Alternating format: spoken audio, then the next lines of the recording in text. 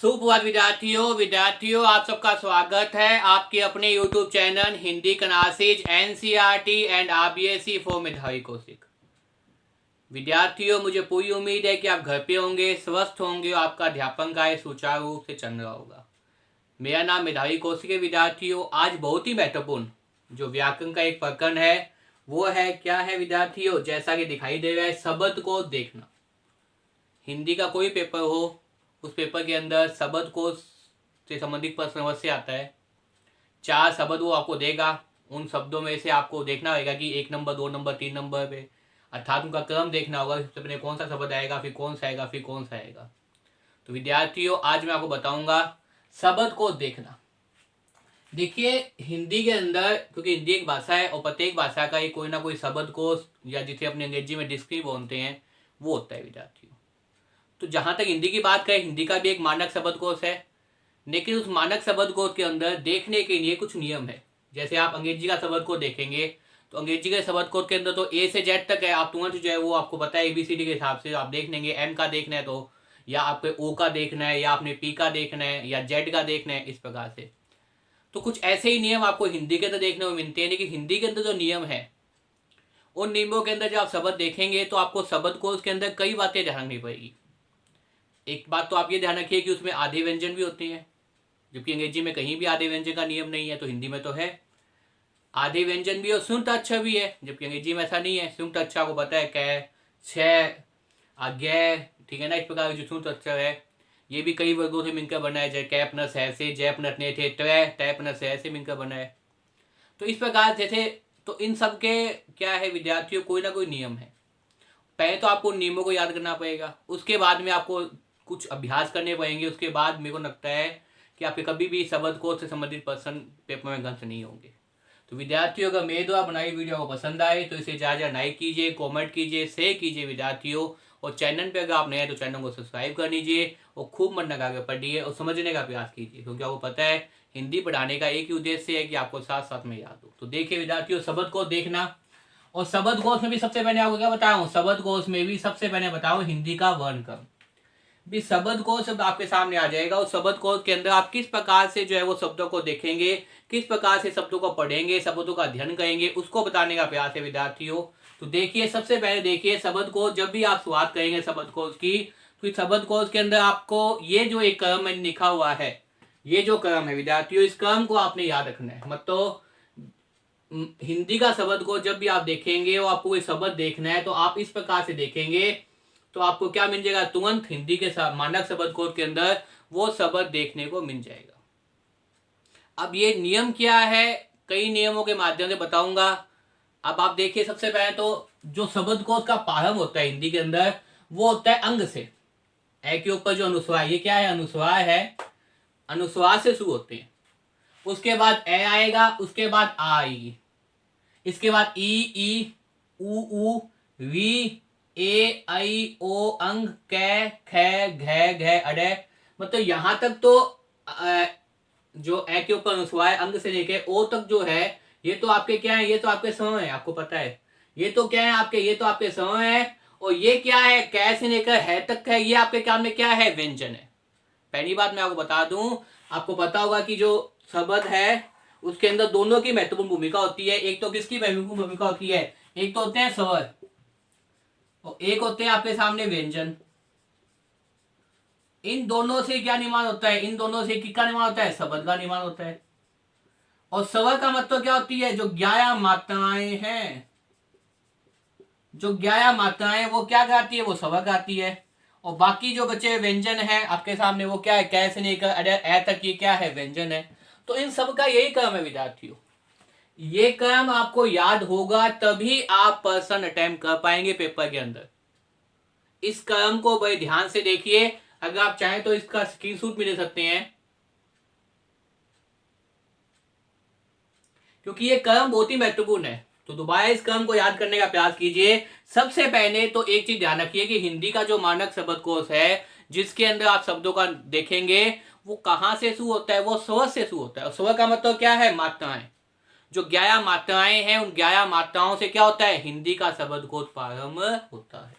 तो देखिए, सबसे पहले ए के ऊपर अनुस्वार अंग, ए आ ई उ वी ए ओ अंग, और कै खे घे घे, कै खे घे घे अडे, चे छे झे झे ने, ते ठे ढे ढे ने, अने ते थे धे धे ने, पे फे भे भे मैं, ये रे ने वे। ये तो क्या है? कंठे व्यंजन है।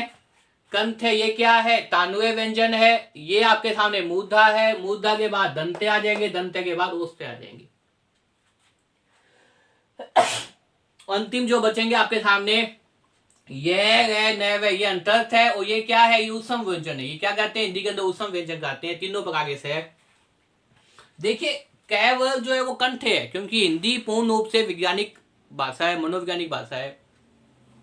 वैज्ञानिक भाषा का मतलब ये होता है विद्यार्थियों की हिंदी के जो वर्ण है वो चाहे तो आप उच्चारण कीजिए, चाहे मैं उच्चारण, कोई भी तीसरा वर्ण उच्चारण करेगा तो आपकी जो जीभ की मूवमेंट है वो अपने आप ही क्या है? परिवर्तित होती रहेगी। जैसे कंठ है, मैंने क्या बताया? ये क्या है? कंठ व्यंजन है। कै खे घे घे अडे, तो आपके ध्वनि कहाँ निकलनी है? कंठ से। बोल के देखना, चाहे कै खे घे घे। और जो वर्गीकरण है हिंदी का, अब व्यंजनों का वर्गीकरण की बात करें तो वो यहां से लेकर कहां तक होता है? यहां तक होता है। कहने का अभिप्राय ये है कि जो वर्गीकरण है, ये जो वर्गीकरण है इस प्रकार से चलेगा, वो सबके साथ एक समान चलेगा। पहले यहां से होगा कंठ से, उसके बाद चलते चलते चलते कहां तक पहुंच जाएंगे? अपने होठ तक पहुंच जाएंगे। ये वर्गीकरण बहुत ही वैज्ञानिक है और सही है। वर्गीकरण इस प्रकार चलेगा, कंठ है तो कैसे ध्वनि निकलेगी? कै खे घे घे अडे। उसके बाद में क्या है? कंठ के बाद क्या बताया? तानुए बताया। तानुए का मतलब क्या है? जीभ आपके तानुए के टच करेगी और कहेगी। बोल के देखना साथ में, चे छे झे झे ने, तो आपकी जीभ कहां जा रही है? तानु पे टच कर रही है। इसलिए क्या है कि जीभ की जो मूवमेंट है, जीभ का जो हमने मुंह पे घूमना है, वही क्या करती है? डिपेंड करते हैं वर्णों का उच्चारण पर। जो वर्ण बोलते हैं ये कब क्या है? वर्ण है। तो इस प्रकार से जो वर्ण निकलते हैं मुंह से, जो ध्वनि उच्चारित होती है, उसमें किसकी महत्वपूर्ण भूमिका है? अपने कंठ की भी है, जीभ की तो है ही, और साथ में अपने होठ की भी है। तो ये देखिए ये क्या है? तानुए है। तो आप बोल के देख लेना, चे छे झे झे ने, तो जीभ आपकी कहां जाएगी? तानुए पे जाएगी। उसके बाद देखिए क्या है? मुंह धरना। मुंह धरने का मतलब ये जो भाग होता है, तो यहाँ पे क्या है? टे ठे ढे ढे ने, इस प्रकार से मुंह धरने ध्वनि है। उसके बाद अगर बात करें तो यहां से यहां तक कौन सा भाई? तय वर्ग। और तय वर्ग क्या होता है आपके सामने? ये जो तय वर्ग है वो क्या है? दंत वर्ग है। दंत वर्ग का मतलब जीभ दांतों के बीच जाएगी, चाहे वो आपकी जाए चाहे मेरी जाए। अगर तय का उच्चारण कर रहे हैं तो कोई भी उच्चारण करेगा तो जीभ अपने आप ही क्या आएगी? स्वाभाविक रूप से कहां जाएगी? दांतों के बीच जाएगी। जैसे तय थे धे थे न, जीभ कहां जा रही है? दोनों दांतों के बीच आ रही है। बिना दांतों के बीच आए आपका तय वर्ग का उच्चारण नहीं हो सकता। उसके बाद जो है वो देखिए वो आपके सामने आएगा ओस्ते। ओस्ते का मतलब क्या है? पै फै भै मै, मतलब आपकी जो होठ है आपस में मिलेंगे। पै फै भै भै मै, बिना होठ आपस में मिले आप पै वर्ग का उच्चारण कभी नहीं कर सकते। पै फै भै भै मै, पै फै भै भै मै, तो ये क्या है? ओस्ते व्यंजन है। उसके बाद जो व्यंजन आएंगे वो आपके अंतस्थ व्यंजन है। ये ने वे, ये ने वे। और फिर आपके जो तीनों प्रकार से है, ये क्या है? ये तानुए से है। ये आपके सामने क्या है? मूर्धन्य से है। और ये क्या है? दंते से है। तानुए से, मूर्धन्य से और दंते से, ये क्या है? उसन व्यंजन बोलते हैं। तो वर्गीकरण है वर्णों का मैंने बताया आपको। अब देखिए जब आप शब्दों का शब्दकोश देखेंगे, जब आप शब्दकोश के अंदर ध्यान गएंगे तो आपको ये चीज याद होनी चाहिए कि आपको शब्दकोश में शब्द को कैसे देखना है। तभी आप क्या कर पाएंगे? शब्दकोश देखने के बाद में इन शब्दों का ढंग से आप ढूंढ पाएंगे शब्दों को। उसका जो नियम है वो आपके सामने बता चुका हूं मैं। ये नियम यही रहेगा शब्द को देखने का। कोई भी शब्द को आप देखेंगे तो इसी प्रकार देखेंगे। दोबारा देखिए, याद करने का प्रयास कीजिए साथ में।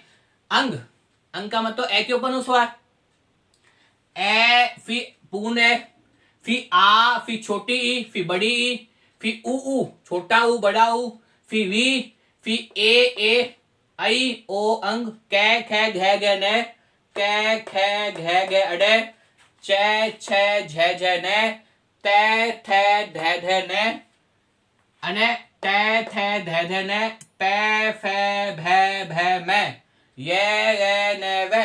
और उस समय दंते तानुए से, उसके बाद में जो है वो मूर्धन्य से और दंतेस है और है, ये क्या है, इसी प्रकार क्रम होगा। अब देखिए शब्दकोश को देखने से पहले आपको पता होना चाहिए कि वर्णों का जो शब्द होते हैं, शब्द में कितने वर्ण होते हैं। मैंने पहले ही बताया था आपको। जैसे मान लो आपके सामने ये शब्द लिख दिया, जब तक आपको ये नहीं पता होगा आप इस प्रकार नहीं कर पाएंगे। इसमें क्या है, वह, और वह के अंदर क्या मिला हुआ है, आ के बाद में क्या मिला हुआ है, मैं, और मैं के बाद क्या मिला हुआ है, ए। तो ये जो है वो राम का उच्चारण हो गया। ये आधा है, इसने क्या किया, ये आपके सामने क्या है, मैंने बताया ये क्या है, अभी आपको मैं बता के आता हूं, ये सो है। और ये क्या है, ये व्यंजन है, व्यंजन में आधे होते हैं। अब अगर मान लो ये शब्द आ जाए आपके सामने, आपने देखा ये शब्द आ गया क्या, तो इसमें कै तो पहले ही आधा है, उसके बाद में यह है, और यह के बाद में क्या आ जाएगा, आ जाएगा। तो इस प्रकार से क्या बन जाएगा, क्या बन जाएगा।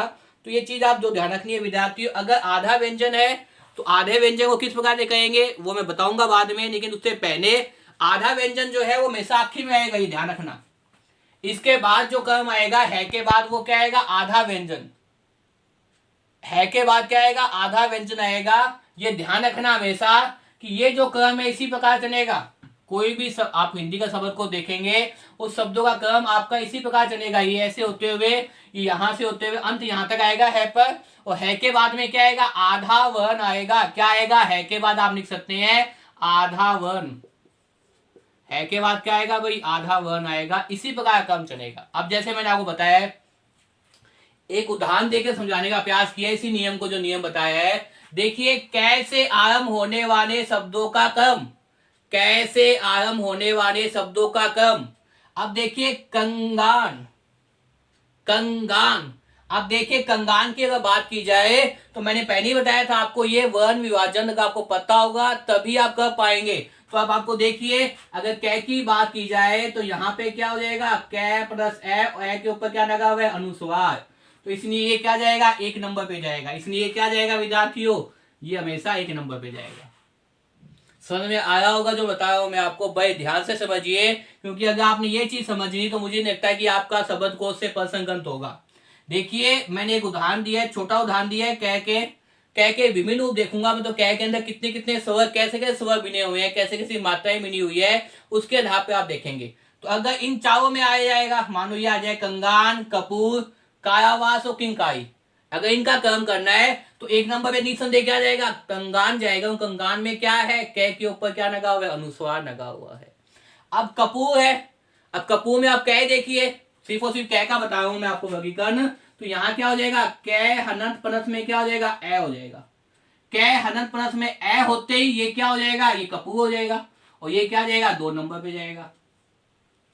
अब देखिए कायावास, अगर कायावास शब्द देखोगे तो कायावास शब्द के अंदर क्या हो जाएगा, कै हनंत पनस में क्या हो जाएगा, आ हो जाएगा।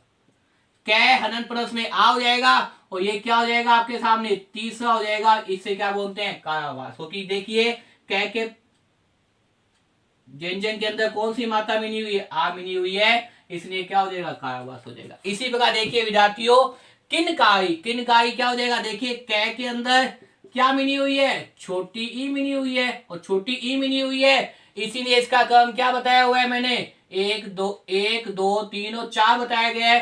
तो ये कहां जाएगा, चार पे जाएगा।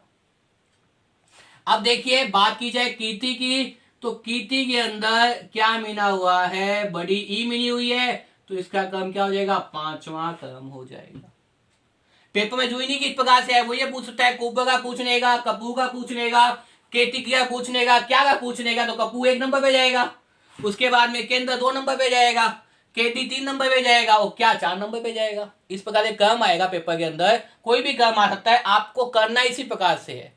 अब देखिए कुडना, कुडना शब्द देखेंगे तो आपको पता चलेगा कै के पेड़ में क्या है भाई, छोटा ऊ है, और जब छोटा ऊ है तो इसका क्रम क्या हो जाएगा, 6 नंबर पे। मैंने बताया है क्रम इसी हिसाब से लेंगे।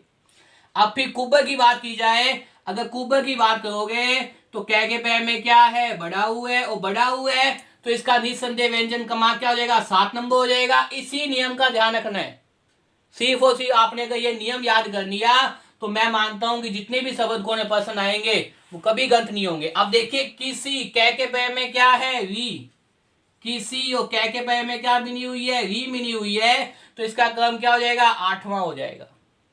केंद्र, केंद्र कै के पे में क्या है ए, तो क्या हो जाएगा इसका क्रम क्या हो जाएगा नो। इसके पे भी क्या है कै के पे में ए ही है, तो क्या हो जाएगा नो। यहाँ पे क्या है कै के पे में क्या आई, कै के पे में क्या आई, तो यहाँ पे क्या हो जाएगा कैदी, कैदी का मतलब यहाँ पे क्या हो जाएगा 10 नंबर। केंद्र केटकी क्या है, देखिए एक एक मात्रा है, यहाँ 2 मात्रा है तो 10 नंबर पे जाएगा। और सिर्फ कै के ही बता रहा हूं मैं आपको, क्योंकि कै का ही ध्यान रखना है। इस प्रकार से अगर समान है, अगर समान नहीं हो, मान लो बाई चांस ये सब आ जाए कीर्ति केंद्र और पतंग, तो आपको पता है पतंग तो हमेशा ही क्या जाएगा आखिर में जाएगा वर्णमाला के हिसाब से। कै के बाद में पतंग आएगा, पै आएगा, तो यहाँ पे क्या जाएगा 4 नंबर पे हो जाएगा। इसका ही मैं आपको अभ्यास कराऊंगा भिन्न भिन्न शब्द लेकर। पहले यहाँ देखिए विद्यार्थियों, कोया, कोए के अंदर बात की जाए तो इसमें देखिए कै के पे में क्या मिला हुआ है, ओ मिला हुआ है। अगर कै के पे में ओ मिला हुआ है तो इसका क्रम क्या हो जाएगा, इसका क्रम हो जाएगा 11वां। कोतूहन की अगर बात की जाए, कोतूहन, आपको इस प्रकार से व्यंजनों को इनमें से मात्राओं का अंकन करना है, इसका क्रम क्या हो जाएगा, इसका क्रम हो जाएगा 12 नंबर।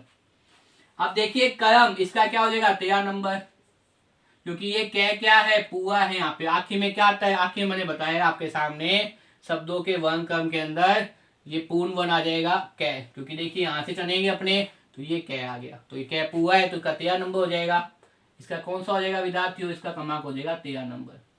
अंतिम में क्या है, ये क्या है आपके सामने आधा है, मैंने बताया था ये कै अगर आधा है तो क्या हो जाएगा, ये पूरा हो जाएगा। तो कै अगर आधा है तो कै को ही देखना है, और आधा व्यंजन है तो इसका क्रम क्या हो जाएगा, इसका क्रम हो जाएगा 14 नंबर। तो मुझे उम्मीद है आपको बात समझ में आ गई होगी कि वास्तव में मैं बता चाहता हूं कि अगर आपने ये ऊपर वाला नियम याद कर लिया, मतलब ऊपर वाला नियम का मतलब इस प्रकार से जो एस अंग से लेकर है और है के बाद में आधा वर्ण आएगा, आधे वर्ण हमेशा आखिर में आएंगे। एक बात तो ये याद कर लीजिए कि आधा वर्ण अगर है शब्द का, शब्द को अपने 4 वर्णों में दिया रखा है तो आधा वर्ण हमेशा आखिर में आएगा। कहाँ आएगा, अंत में आएगा। उसके बाद अगर मान लो ये आ जाए, मान लो टमाटर आ गया, टमाटर आ गया, और कीट आ गया, कीट के बाद में आपको सामने जो है वो ये आ गया, अंग आ गया, तो अंग का मतलब क्या है 1 नंबर पे जाएगा। टमाटर है, टमाटर से पहले कै देखना है, कै आएगा 2 नंबर पे, और टै देखिए कहाँ पे है, टै यहाँ पे है, तो टै किस में जाएगा 3 नंबर पे। ऐसे भिन्न भिन्न उदाहरण में कहूंगा, आधा वर्ण हमेशा आखिर में आएगा। और इस प्रकार से आपको क्या करना है, ऐसे वर्गीकरण करना है, और ऐसे वर्गीकरण आप तभी कर पाएंगे जब आपको पहली बात तो क्या ये एक नियम याद होगा, नियम नंबर 1। आज एक ही नियम कहा हूं मैं, तो आपको नियम नंबर 1 याद करना है, और नियम नंबर 1 याद करने के बाद में आपको इस प्रकार से शब्दों में से मात्राएं निकालने आनी चाहिए। मात्राएं कह दीजिए या स्वर कह दीजिए, जब आपको शब्दों में से मात्राएं निकालनी आ जाएगी तो आप तुरंत फाइंड आउट कर लेंगे। अगर आपके पास कोई बुक है तो इस बुक का अभ्यास कीजिए, और फिर भी अगर आपको कोई चीज नहीं समझ में आए तो मेरे व्हाट्सएप नंबर देखें, उस पर मैसेज कर देना, फोन कर लेना, या आप कमेंट बॉक्स में लिख देना। यथासंभव मैं आपके प्रश्नों का जवाब देता रहता हूँ विद्यार्थियों। मुझे उम्मीद है आपको नियम नंबर 1 समझ में आ गया होगा। बार बार इस वीडियो को देखिए और याद करने का प्रयास कीजिए। घर पे रहिए, स्वस्थ रहिए, अपने अध्यापन को करते रहिए, और निस्संदेह विद्यार्थियों इस प्रकार से अगर आपको ये नियम नंबर 1 याद हो जाएगा तो ये मान के चलिए कि शब्द कोश में पर्सन आपके गंत नहीं होंगे। इससे अगली जो वीडियो लेके आऊंगा उसमें बताऊंगा जो संयुक्त अक्षर, तो संयुक्त अक्षर का मैटर जो है गया वो को आप कैसे अंक कहेंगे, अगर संयुक्त अक्षर आ जाते हैं तो कैसे आप कहेंगे, कौन कौन से संयुक्त अक्षर होते हैं, उससे संबंधित अगली वीडियो लेके आऊंगा विद्यार्थियों। तो विद्यार्थियों बार बार इस वीडियो को देखिए और याद करने का प्रयास कीजिए। चैनल पे अगर आप नए हैं तो चैनल को सब्सक्राइब कर लीजिए, वीडियो को ज़्यादा से ज़्यादा शेयर कीजिए ताकि प्रत्येक विद्यार्थी तक पहुँच पाए, और चैनल को सब्सक्राइब कर लीजिए अगर आप नए हैं, ताकि तुरंत क्या मिल जाए, नोटिफिकेशन मिल जाए। यथासंभव जैसे ही मुझे समय मिलता है वैसे ही वीडियो बना के मैं अपलोड कर देता हूँ। तो घर पे रहिए, स्वस्थ रहिए, वीडियो पसंद आए तो लाइक कीजिए, खूब मन लगा कर पढ़िए विद्यार्थियों। धन्यवाद।